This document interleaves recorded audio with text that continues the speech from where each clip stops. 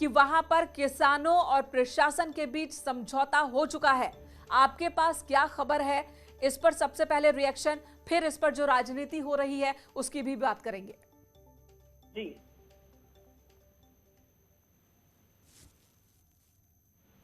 Hello जी, आपकी आवाज आ रही है। तो पहले तो मैं फिलहाल शशि जी आवाज मिल रही है आपको? चलिए सुधीर दुबे का रुख कर लेते हैं। सुधीर जी, जिस तरीके से लखीमपुर खीरी में एक हिंसा होती है, साजिश की बात हो रही है, साजिश की बात दोनों तरफ से हो रही है और दूसरी तरफ सियासी घटनाक्रम आप देख रहे हैं, क्या दिख रहा है आपको? हेलो सुधीर जी करना होगा जिनकी वजह। हेलो जी बोलिए।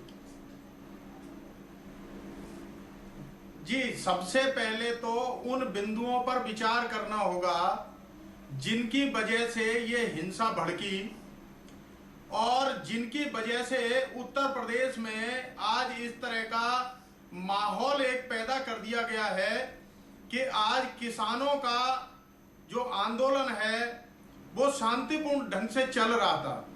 जी लेकिन क्या ऐसी वजह थी जिसमें एक मंत्री जो है वो सत्ता के नशे में इतने चूर हैं कि वो सार्वजनिक मंच से एक बयान देते हैं कि मैं आपको 2 मिनट में ठीक कर दूंगा, और उसको लेकर के किसान संगठनों ने जब अपना रोष जी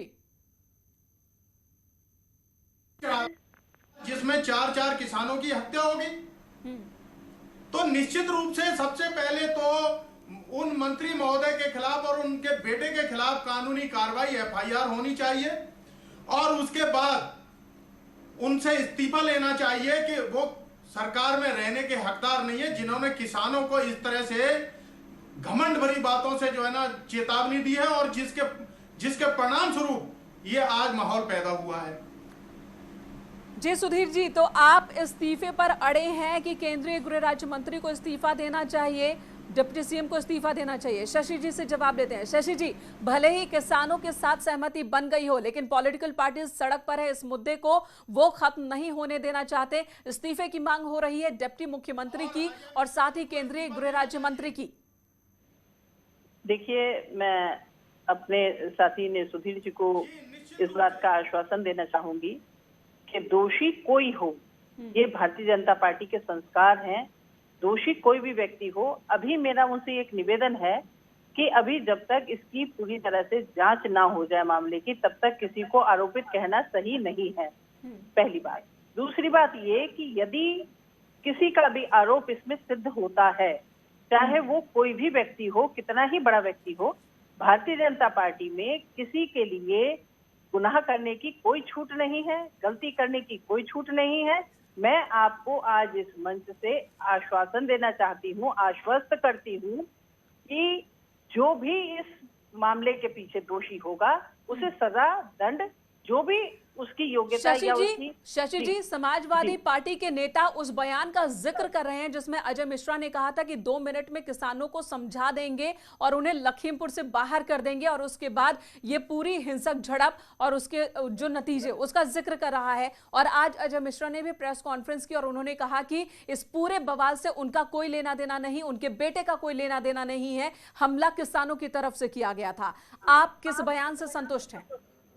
देखिए, मैं ये बात कहना चाहूंगी आपको कि यदि मंत्री जी ने इस तरह का कोई भी बयान दिया है, पहली बात तो अभी मैं इस बात से ही सहमत नहीं हूं, हो सकता है उस बयान को तोड़ मरोड़ कर पेश किया गया हो। फिर भी यदि उन्होंने इस तरह के, अगर जैसे ये बता रहे हैं, इसी तरह का अगर उन्होंने बयान दिया है तो अपने आप में ये गलत है और उन्हें अपने शब्द वापस लेने होंगे। यदि और फिर देखिए, किसी एक व्यक्ति का बयान एक पार्टी का बयान नहीं होता। किसी एक व्यक्ति ने गलती की है तो सारी पार्टी दोषी नहीं होती, लेकिन फिर भी यदि उन्होंने इस तरह से किसानों के लिए, मजदूरों के लिए, जिसके लिए भी इस तरह के शब्दों का प्रयोग किया है, ये अपने आप में गलत है।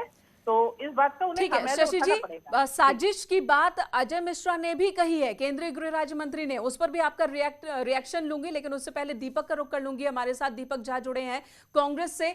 दीपक झा जी, प्रियंका गांधी निकलती हैं रात के अंधेरे में, पूरी रात प्रशासन के साथ आंख मिचौली और उसके बाद हिरासत में उन्हें ले लिया जाता है और इस वक्त कांग्रेस के कार्यकर्ता जगह जगह सड़कों पर हैं। बीजेपी आरोप लगा रही है कि आप लोग पॉलिटिकल टूरिज्म कर रहे हैं, इतने संवेदनशील मुद्दे पर राजनीति कर रहे हैं। तो आप बीजेपी बताए ना क्या करना चाहिए, क्या बीजेपी बताएगी देश कैसे चलेगा? बीजेपी तो देख रहे हैं पिछले 1 साल से किसानों को सड़कों पर ला दिया है, युवाओं को बेरोजगार बना दिया है। बीजेपी तो देख लिया आपने। और रात जो आप बोल रही हैं कि रात में आंख में चोली, क्या रात में निकलना, शाम को घटना हुई तो शाम को नहीं निकलेंगे? क्या सुबह तक इंतजार करती प्रियंका गांधी? आप बताइए। तो इस तरह की बातें मीडिया के द्वारा बनाई जा रही हैं, ये सब बेवजह नहीं बनानी चाहिए। मीडिया नहीं बना रहा है कोई बात। यहाँ दीपक जी आपको समझनी होगी ये बात कि मीडिया तो दिखा रहा है कि संघर्ष कर रही है प्रियंका गांधी, सड़क पर किस तरीके से प्रशासन रोकने की कोशिश कर रहा है, वो पहुंचने की कोशिश कर रही है। लगातार मीडिया ये दिखा रहा है। गलत इमेज बनाने की बात आपकी जो है वो पूरी तरह से गलत है। यहाँ पर ये बताइए आगे क्या है, आगे की रणनीति क्या है? किसानों और प्रशासन के बीच तो सहमति बन गई, बातचीत हो गई। देखिए, किसान की जो मांग है वो पूरी होनी चाहिए। उत्तर प्रदेश सरकार का जो कानून व्यवस्था पूरी तरीके से ध्वस्त हो चुका है। वो ऐसे समझिए आप कि किसान अगर सड़क पे हैं तो आप किसानों को देशद्रोही बताते हैं, किसानों को गद्दार बोलते हैं।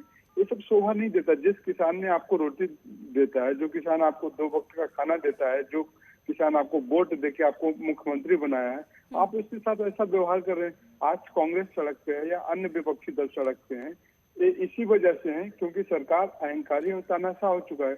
अगर सारा तंत्र सही तरीके से काम कर रहा होता तो आज प्रियंका गांधी को सड़क पर उतरने की जरूरत नहीं होती। इस तरीके से जो हर आए दिन कुछ ना कुछ उत्तर प्रदेश में बलात्कार की घटनाओं से लेके, बेरोजगारी से, चोरी डकैती, अपहरण से लेके, इस तरह की घटनाएं हर आए दिन होती रहती हैं। लेकिन आए दिन सड़क पर तो नहीं उतरते ना विपक्ष के नेता, आए दिन सड़क पर नहीं उतरते। जब कहीं कोई मौत हो जाती है, लाशें बिछती हैं, फिर विपक्ष के नेता नजर आते हैं और इसलिए सवाल उठता है कि क्या लाशों पर राजनीति हो रही है, क्योंकि उसके बाद फिर ये नेता गायब हो जाते हैं। 1 साल पहले प्रियंका गांधी इसी तरीके से सड़कों पर नजर आई थी जब हाथरस कांड हुआ था और अब नजर आई हैं। इस बीच प्रियंका गांधी कहां थी, ये सवाल तो यूपी की जनता उठाएगी ही। सुधीर जी के पास चलोगे। सुधीर जी, धारा 144 लागू है, ये प्रशासन का कहना है, क्योंकि मामला संवेदनशील लखीमपुर में जो हुआ उसके बाद अखिलेश यादव ये ऐलान करते हैं कि वो वहां जाएंगे। प्रशासन का कहना है, लिखित में अपील की गई थी कि वो वहां न जाए, लेकिन धारा 144 का उल्लंघन करते हुए वो बाहर निकलते हैं, भारी संख्या में कार्यकर्ताओं के साथ निकलते हैं। आखिर लखीमपुर खीरी पहुंचकर क्या बदल जाने वाला था नेताओं के वहां पहुंचने से?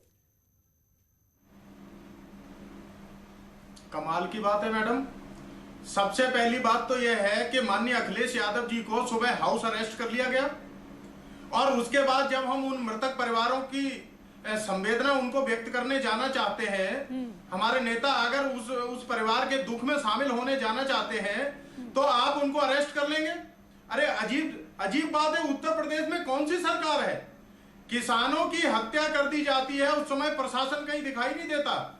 और जब हमारे नेता माननीय अखिलेश यादव जी उस परिवार के पास जाना चाहते हैं, शांतिपूर्ण तरीके से जाना चाहते हैं, तो ये सरकार में बैठे लोग उनको अरेस्ट करवा देते हैं जी। दूसरी बात, मैं शशि जी की बात सुन रहा था, उन्होंने कहा है कि जो भी दोषी होगा उसको बख्शा नहीं जाएगा। मैं निवेदन करना चाहता हूं मैडम, क्या आपने माननीय मंत्री जी का वो बयान नहीं सुना है जिसमें उन्होंने किसानों को भड़काया था? और उस बयान को लेकर के आपकी पार्टी ने या आपकी सरकार ने उन मंत्री महोदय पर क्या कार्रवाई की है? शशि जी, गंभीर आरोप, बताइए जरा। अगर ये जाते लखीमपुर खीरी तो सरकार ने क्यों इन्हें जाने से रोका, क्या बिगड़ जाता? और दूसरा सवाल कि वीडियो आपने क्या देखा नहीं, बात सुनी नहीं, क्या एक्शन? देखिए, ऐसा है कि किसी के जाने से या ना जाने से पीड़ित को न्याय मिलना दोनों ये चीजें अलग अलग हैं। जब हमारी भारतीय जनता पार्टी की वर्तमान की सरकार और हमारे माननीय मुख्यमंत्री जी स्वयं इस घटना को सुनकर, इस घटना के चित्रों को देखकर इतने चिंतित हुए कि रात भर सो नहीं पाए, उन्होंने रात में ही बैठकों का दौर रखा और देखिए सुबह आज आपके सामने कोई ये मिनटों में नहीं हुआ कि इतनी बड़ी घटनाएं होने के बाद में आज अब इस वर्तमान में किसान संतुष्ट है, क्योंकि किसानों की सारी मांगे जो थी माननीय मुख्यमंत्री जी ने वो मान ली, क्योंकि वे जायज मांगे थी। और देखिए भारतीय जनता पार्टी अपने किसानों के साथ तन मन धन से है, पूरे एक एक अपने पसीने और खून की बूंद एक एक अपने किसानों के साथ है। और भारतीय जनता पार्टी संजीदगी से उन सवालों का, उन्हीं सभी प्रश्नों का उत्तर खोजकर आज जवाब दे चुकी है।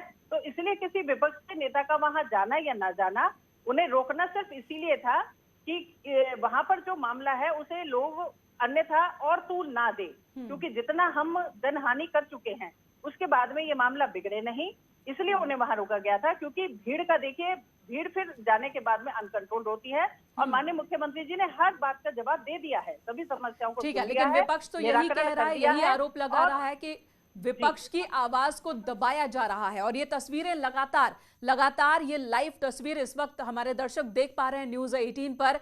यहां पर कांग्रेस का प्रदर्शन, अलग अलग जगहों पर कांग्रेस कार्यकर्ता सड़क पर उतरे हैं, और वही एक तस्वीर यहां पर भी नजर आ रही है, और पुलिस के जवान, आरएएफ के जवान इन्हें हटाने में जुटे हुए हैं। एडीजी प्रशांत कुमार इस वक्त हमारे साथ मौजूद हैं। प्रशांत कुमार जी, कह सकते हैं कि यहां पर एक राहत की खबर आ रही है लखीमपुर से कि प्रशासन और किसानों के बीच सहमति बन गई है, अब ये जो हंगामा है वो थोड़ा शांत हो पाएगा। जी, मैं आप